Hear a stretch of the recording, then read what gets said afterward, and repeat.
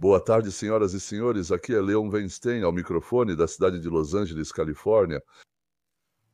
Depois do vídeo em que falei sobre a operação israelense Carruagem de Gideão, vários espectadores entraram em contato comigo, dizendo que há uma sensação de que as ações de Israel, na minha interpretação, parecem erradas. Até recebo comentários dizendo que sou hostil a Israel. Deixe-me esclarecer minha posição. Em primeiro lugar, na época, os árabes organizaram deliberadamente campos de deslocados e não aceitaram aqueles que fugiram do território que hoje é Israel. Os árabes que fugiram, principalmente por causa de rumores sobre a crueldade dos judeus. Lá, por assim dizer, começaram a circular todo tipo de conversas sobre, por exemplo, cristãos bebês, sangue. Eles tinham bebês muçulmanos, sangue, por assim dizer, que era misturado na matzá, né, e coisas do tipo. Ou seja, judeus sanguinários, era disso que eles fugiam.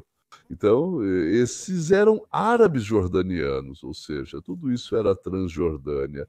E ninguém quis recebê-los, nem na própria Jordânia, nem no Egito. Foi cuidadosamente organizado um foco de ódio na fronteira de Israel. E, por assim dizer, decidiram como seria chamado e criaram. A principal ocupação dos habitantes de Gaza e da Cisjordânia é, em troca de pagamento do Catar, da Arábia Saudita ou do Irã, tentar matar ou pelo menos ferir israelenses. Eles são levados a acreditar que todos os seus problemas vêm dos judeus. E assim que dizem eles limparem sua terra santa desses infiéis. Aliás, ela é significativamente mais sagrada para os judeus do que para os árabes. Bem, muçulmana, mas isso, por assim dizer, não importa, né? Eles são levados a acreditar que essa é a terra sagrada deles, que precisa ser purificada dos infiéis. E assim que isso acontecer, a vida de todo o mundo e, consequentemente, a vida deles se tornará absolutamente maravilhosa. Ou seja, eles vão viver uma vida linda, plena, magnífica, assim que destruírem todos os judeus. Isso significa que, enquanto houver alguém disposto a pagar dinheiro por assassinato, eles vão continuar matando. E sempre há quem pague: Irã, Rússia, Catar, outros países e organizações muçulmanas, aliás, até organizações europeias, incluindo a Organização das Nações Unidas. Então, pelo que entendi, é possível se livrar desse mal, por assim dizer, em 3 casos. De 3 maneiras. Sim, digamos assim, até a completa destruição de 5 milhões de muçulmanos, não sei ao certo quantos vivem lá. Dizem que tanto em Gaza quanto na Cisjordânia. Esse número foi inventado para conseguir mais ajuda da Organização das Nações Unidas. Eu não sei, mas o número oficial é algo entre 4 milhões e meio e 5 milhões de pessoas vivendo nesses 2 enclaves. Ou seja, assim dizendo, é possível destruir completamente toda essa população. Mas eu espero que todos entendam que o Estado judeu não vai fazer isso.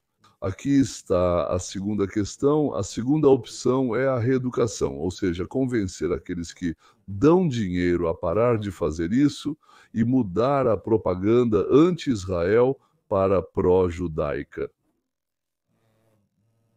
Bem, digamos assim, pelo menos naqueles países que cercam Israel, enfatizando ali o parentesco das nações, dos povos, da religião, da história. Isso provavelmente pode ser feito, mas muito provavelmente não em um futuro próximo. E ainda assim, por assim dizer, aquela geração ou aquelas gerações que vivem agora, será difícil livrá-los desse veneno no qual eles já foram mergulhados.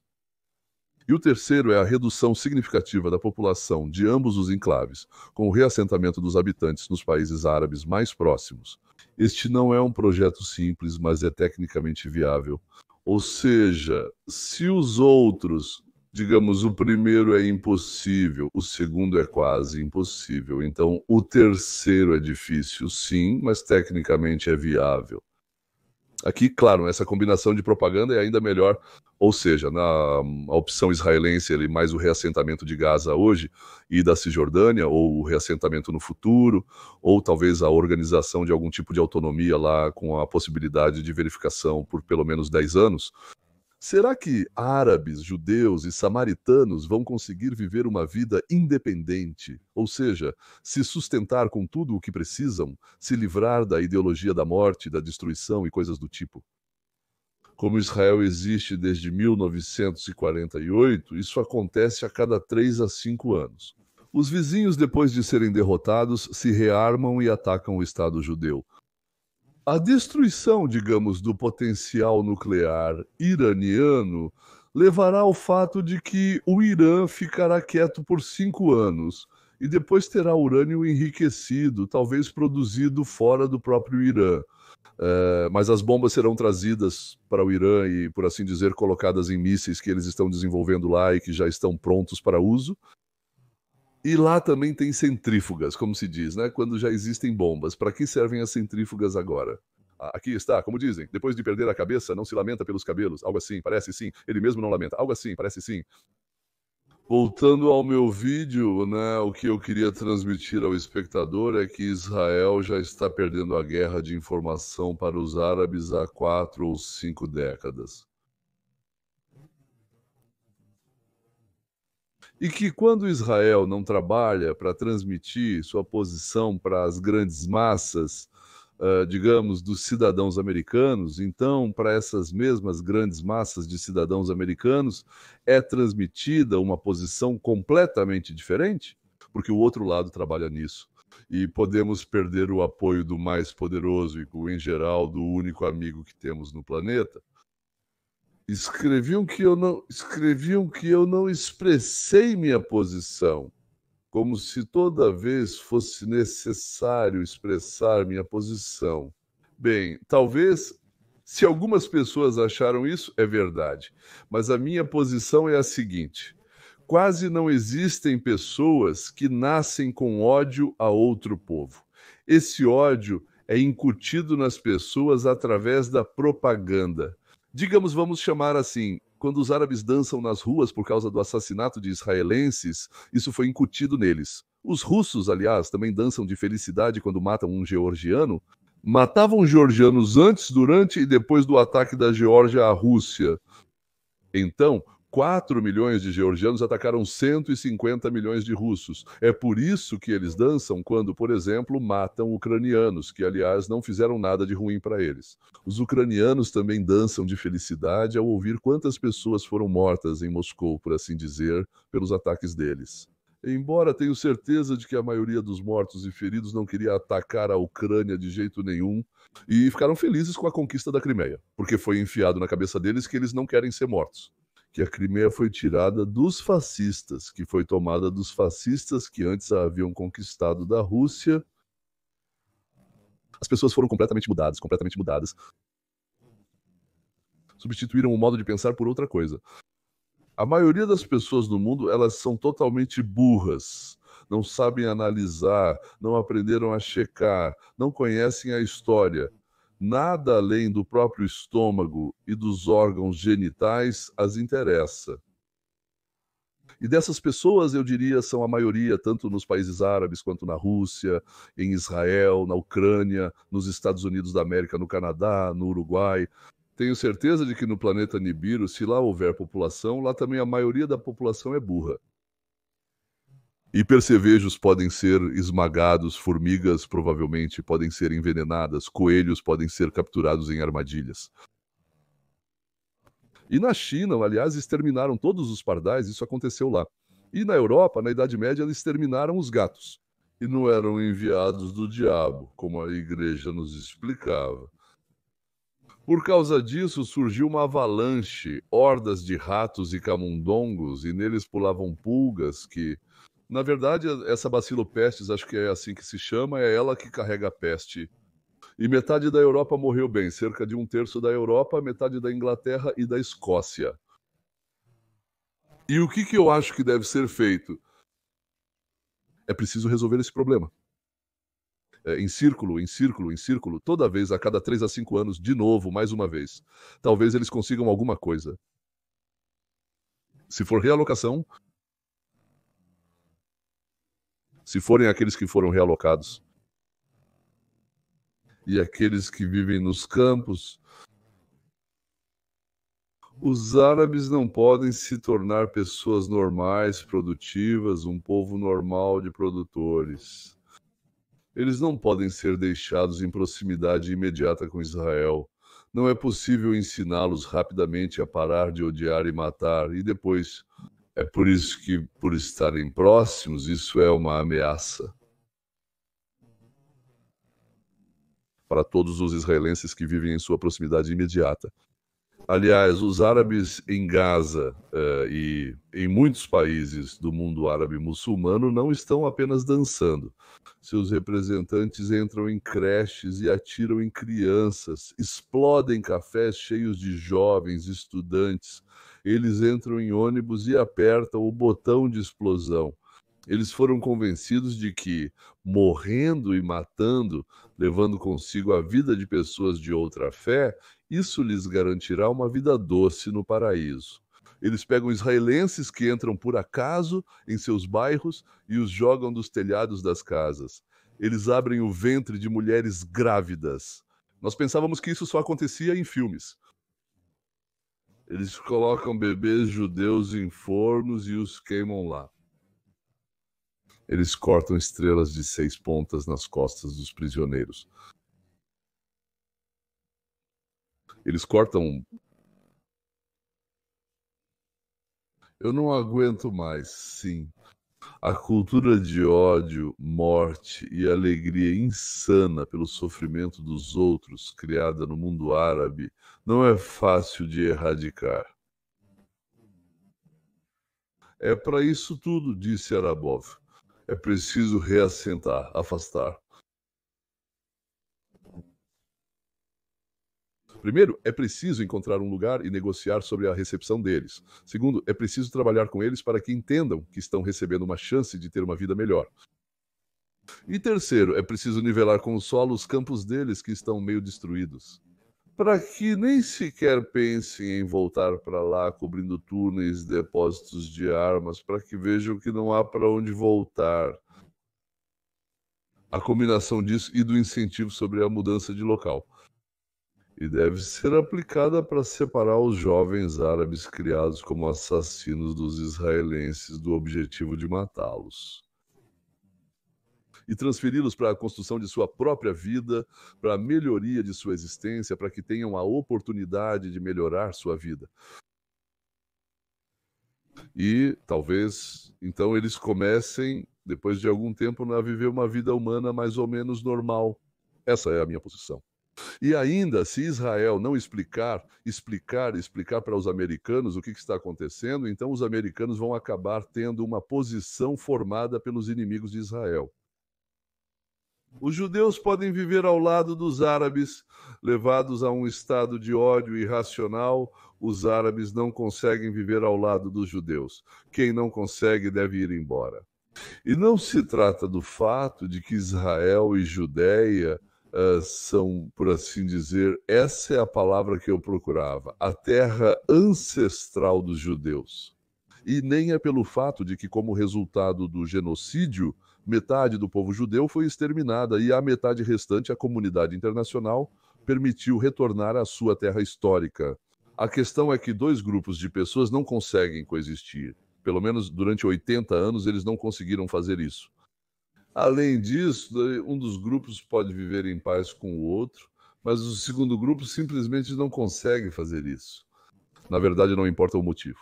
Por isso, aqueles que não conseguem viver em paz devem ou ser reeducados. Durante muito tempo e com muitos problemas, eles podem criar dificuldades nesse período, ou então devem ser levados embora e separados. Com relação àqueles que eles odeiam tão ferozmente, na verdade, eles em grande parte sentem inveja dessas pessoas.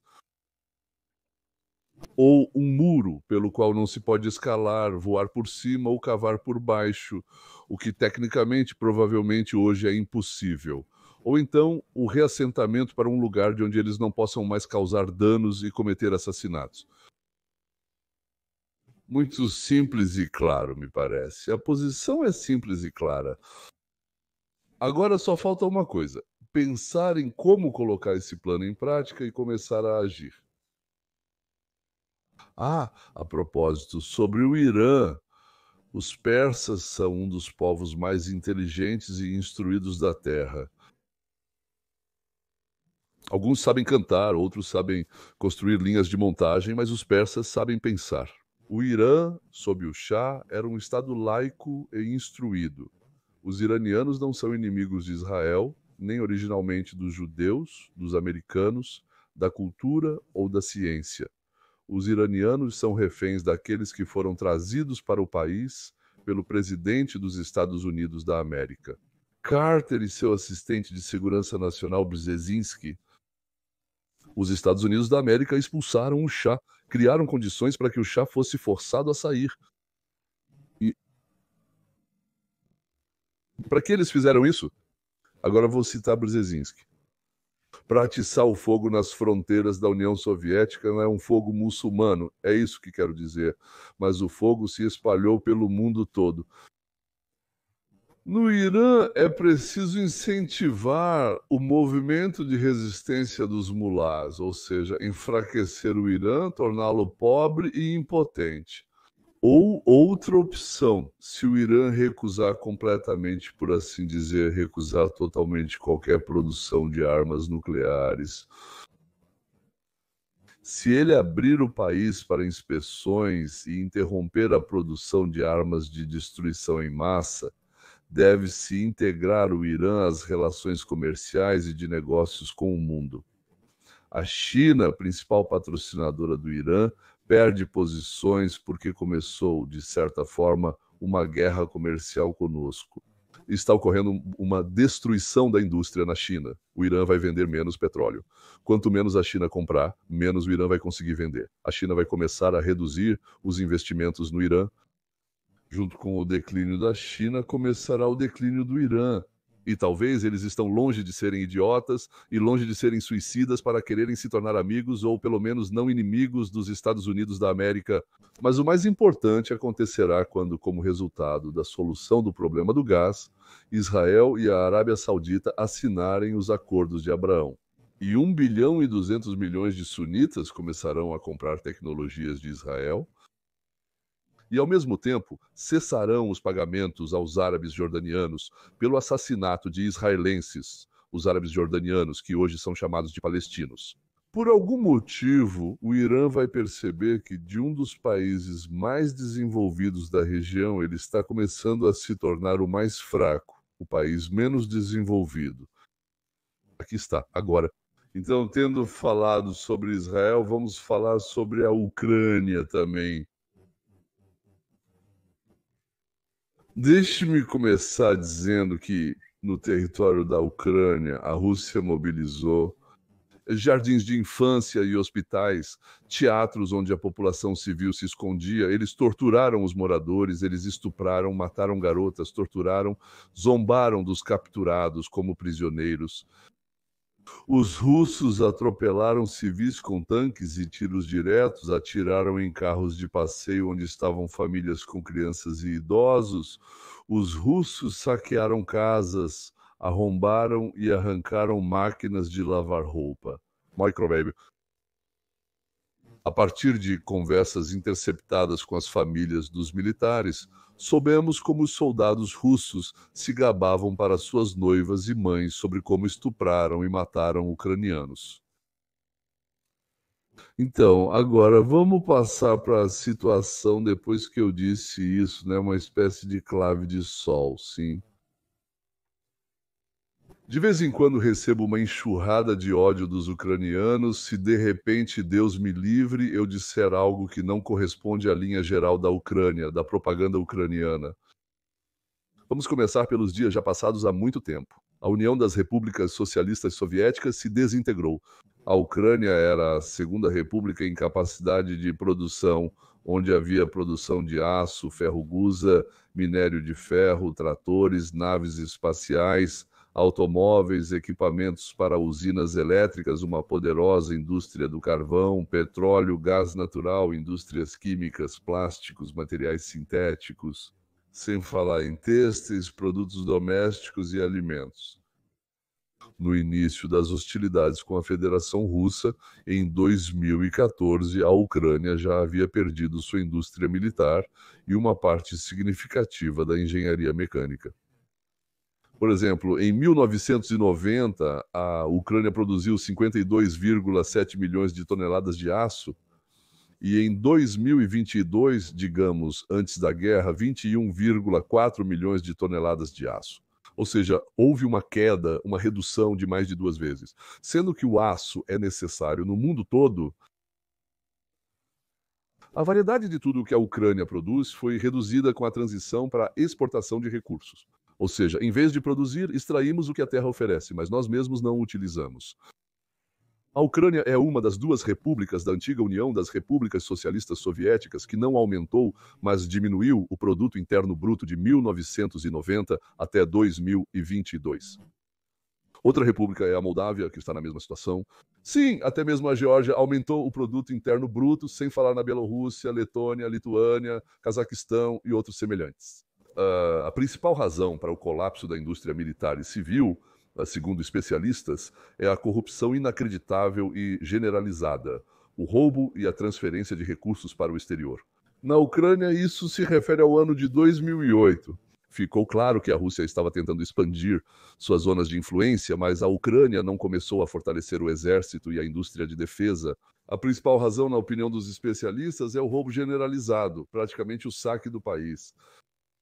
Em 2014 ocorreu a anexação da Crimeia, a Ucrânia não tinha exército nem indústria militar, não conseguiu manter a península. Após a anexação da Crimeia, ficou claro que a Rússia não iria parar por aí.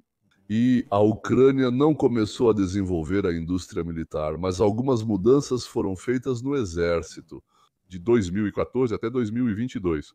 A Ucrânia foi submetida a ataques constantes da Rússia, mas devido aos benefícios do comércio com a Rússia, não declarou guerra a ela e não construiu uma linha de defesa poderosa. E quando soube que em 4 meses a Rússia planejava um ataque, em vez de minar todas as rotas de acesso, desminou os acessos à fronteira de Kiev. Talvez eu tenha informações incorretas, mas é isso que está sendo escrito na mídia em diferentes idiomas, inclusive na própria Ucrânia. Em 2014, foi assinado um acordo com a Rússia, mas nem um lado nem o outro passaram a cumpri-lo. Em 2015, a Ucrânia concordou em realizar uma reforma constitucional para mudar de um Estado unitário para um Estado federal. Com a República Popular de Donetsk e a República Popular de Lugansk, assim chamadas como sujeitos da federação, a Ucrânia não realizou, ou seja, enganou a prometida reforma constitucional. E em 1922, então, após a invasão, a Ucrânia e a Rússia novamente negociaram as condições para o fim da guerra logo no seu início. Bem, sob o conselho dos Estados Unidos da América e do Reino Unido, a Ucrânia recusou esse acordo de paz. Não tendo armamento moderno, equipamento para o exército, não tendo sua própria produção de armas, a Ucrânia recusou-se a cumprir as exigências russas. E quais eram essas exigências? Neutralidade da Ucrânia, recusa de ingressar na OTAN, desmilitarização, reconhecimento dos territórios ocupados. Ou seja, agora a Rússia não exigia a criação de um Estado federal, no qual a República Popular de Lugansk e a República Popular de Donetsk, por assim dizer, entrariam como sujeitos, mas exigia o reconhecimento delas e da Crimeia como russas. Agora, ao entrar na terceira rodada de negociações, a Rússia exige que já sejam entregues a ela 4 regiões e a Crimeia. Parte desses territórios a Rússia não ocupou. Ou seja, do meu ponto de vista, a Rússia cometeu crimes ao atacar a Ucrânia em 2014, depois Donbás e em seguida a invasão em grande escala. A Rússia cometeu inúmeros crimes, sendo culpada pelo início da escalada das ações militares. A Ucrânia, por sua vez, cometeu vários erros fatais, incluindo a destruição da indústria e da indústria militar, especialmente por não garantir a devida segurança ao país e por uma condução diplomática imprudente, blefando sem ter uma defesa que pudesse sustentar esse blefe. Em vez de se prepararem, os ucranianos saqueavam o país e esperavam que alguém, seja a Ucrânia, a Europa ou os Estados Unidos da América, viesse salvá-los no momento mais crítico. E agora chegamos ao presente. O general Zaluzny descreveu brilhantemente a situação. Um novo tipo de ação militar, que inclui inteligência artificial, drones, comunicação via satélite e coisas do tipo, permite cavar trincheiras e se defender de forma eficaz, mas não permite sair do abrigo e atacar, avançar. Todos que saem do abrigo são destruídos. Ou seja, nem a Rússia está avançando seriamente, por assim dizer. Ou seja, ele disse que está avançando, mas lá não são 100 quilômetros em 3 dias, lá são 15 quilômetros em 1 ano e meio. E todos que saem são destruídos, certo? E a Rússia não pode, de forma eficaz e rápida, a menos que coloque lá meio milhão, 1 milhão de soldados, conquistar, por assim dizer, a Ucrânia nesse ritmo. E a Ucrânia não pode avançar para lugar nenhum, assim, digamos, talvez um pouquinho para lá, um pouquinho para cá, daquela posição que, portanto, a Rússia já conquistou e mantém. E a Rússia, nas negociações, disse Rubio, quer obter aquilo que eles não conquistaram e não se sabe se conseguirão conquistar. E a Ucrânia, nas negociações, quer que a Rússia desocupe o território que foi conquistado pela Rússia, algo que a própria Ucrânia não consegue fazer. Então tudo parou. E diariamente bombardeiam uns aos outros. Quando bombardeiam, matam. A Rússia fabrica bombas, mísseis e balas sozinha e os compra com o dinheiro que a Europa paga a ela pelo gás. O gás também existia na Ucrânia, mas eles não o exportam. A Ucrânia precisa pedir ajuda, que depois de 3 anos não querem mais dar a ela, embora finjam, naturalmente. Soluções para a situação. A primeira é que a guerra de oposição continua, a Rússia tem mais bombas e mísseis, então mais ucranianos morrem.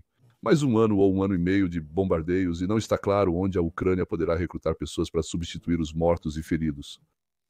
A Rússia traz carne de canhão da China, Coreia do Norte, Buriátia e de várias periferias do seu império. Todos os dias ucranianos morrem.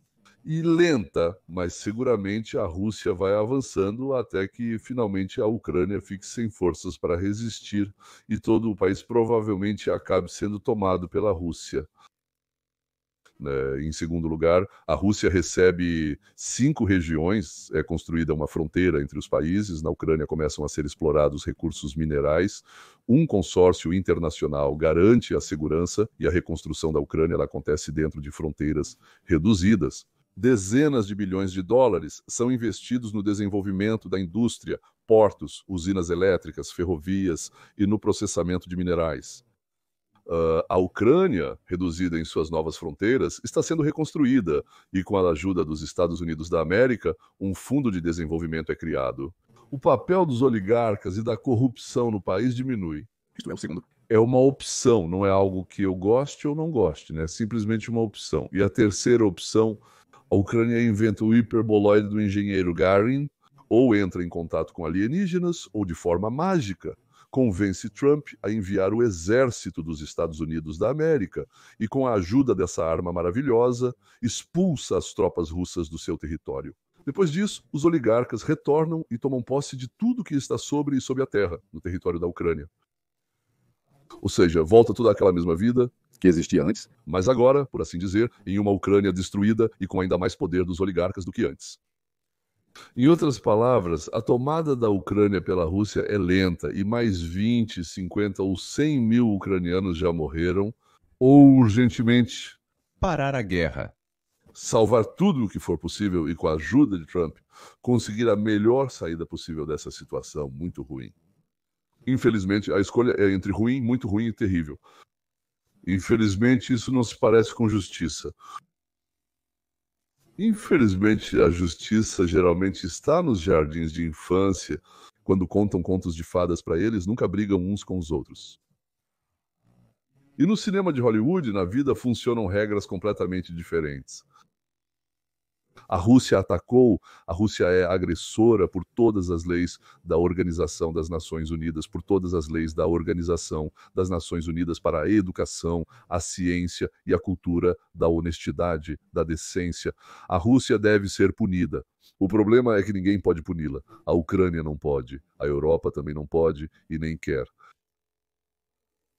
Bem, eles querem falar bastante, com prazer, mas ao mesmo tempo eles pagam dinheiro para a Rússia pelo gás, porque o gás na Rússia é mais barato do que em outros lugares. E o fato de que isso alimenta a guerra na Ucrânia é como se eles olhassem para o outro lado nesse momento. Os Estados Unidos da América estão em um continente completamente diferente e estão quase falidos no momento. Os Estados Unidos da América não têm dinheiro para a Ucrânia, nem têm o suficiente para seus próprios objetivos. Mas, em primeiro lugar, se eles tiverem dinheiro, vão gastar com suas próprias necessidades. Só depois vão pensar na África, Ásia, Ucrânia. Aqui há muitos americanos que se preocupam e pensam muito mais sobre o que está acontecendo no Congo do que sobre o que está acontecendo na Ucrânia. Mas não há ninguém para salvar a Ucrânia. E então, finalmente, chegou o momento em que a liderança do país, sabendo que a ajuda não viria, já esperava há 3 anos. Parece que agora deve ficar claro. Eles devem decidir que estão escolhendo a lenta ocupação de toda a Ucrânia por forças superiores do inimigo.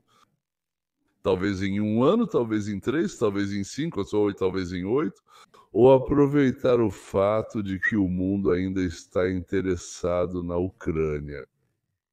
Eles podem parar em breve. E salvar o que restou, as pessoas e o território. Senhoras e senhores, eu não moro lá, meus parentes mais próximos não moram lá, a maioria dos meus amigos e conhecidos já foi embora. Portanto, não cabe a mim decidir. O que eu fiz foi, em primeiro lugar, responder a um monte de perguntas que me fizeram. Para cada pessoa, né, parece que você responde de forma detalhada. Agora tentei responder de forma detalhada sobre minhas posições em relação a 2 pontos onde atualmente estão ocorrendo guerras. E as guerras são terríveis. Naturalmente, durante a guerra sempre acontecem coisas terríveis, mas quando selvagens lutam, isso é ainda mais assustador.